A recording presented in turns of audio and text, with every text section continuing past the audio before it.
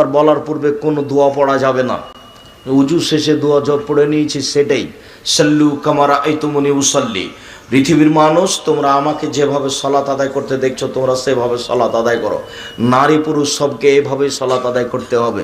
মহিলার সালাত ভিন্ন, পুরুষের সালাত ভিন্ন, এমন কথা রাসূল সাল্লাল্লাহু আলাইহি সাল্লাম বলেননি। আল্লাহু আকবার বলে সালাত আরম্ভ করতে হবে। হাতের আঙ্গুলগুলি জমা জমা থাকবে, হাতের তালু কেবলামুখী থাকবে, আঙ্গুলগুলি আকাশমুখী থাকবে, কাঁধ সামনাসামনি এক,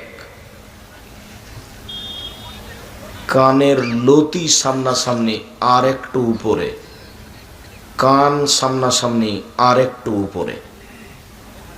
কোনো সময় আল্লাহু আকবার বলে এখানে হাত নিয়ে আসবেন না, আল্লাহু আকবার।